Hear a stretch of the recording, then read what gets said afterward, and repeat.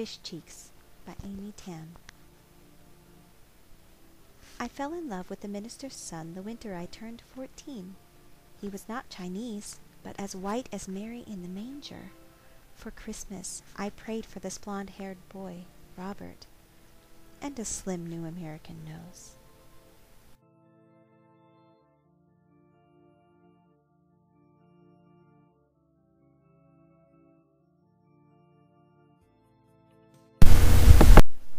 When I found out that my parents had invited the minister's family over for Christmas Eve dinner, I cried.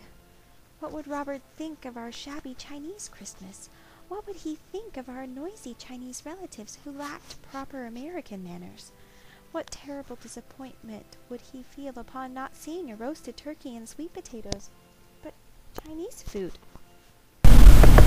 On Christmas Eve, I saw that my mother had outdone herself in creating a strange menu. She was pulling black veins out of the backs of fleshy prawns. The kitchen was littered with appalling mounds of raw food.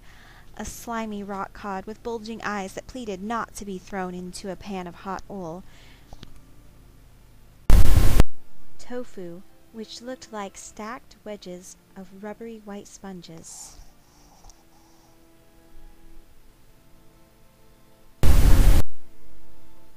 A bowl of soaking dried fungus back to life. A plate of squid, their backs crisscrossed with knife markings so they resembled bicycle tires. And they arrived. The minister's family and all my relatives, in a clamor of doorbells and rumpled Christmas packages. Robert grunted hello, and I pretended he was not worthy of existence.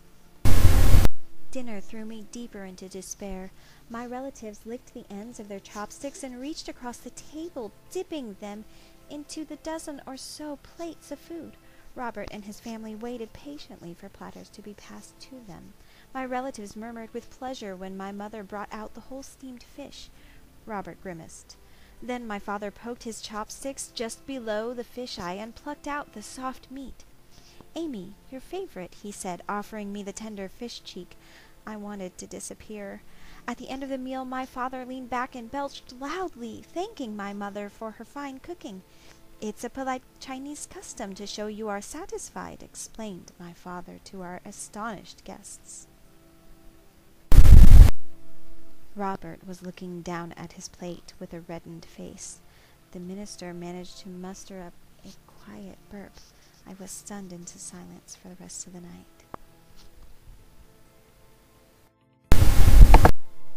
After everyone had gone, my mother said to me, "You want to be the same as American girls on the outside." She handed me an early gift.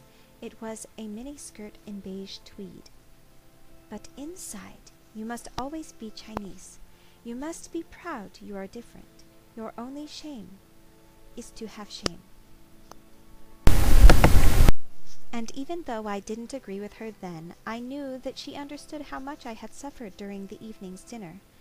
It wasn't until many years later, long after I had gotten over my crush on Robert, that I was able to fully appreciate her lesson and the true purpose behind our particular menu. For Christmas Eve that year, she had chosen all my favorite foods.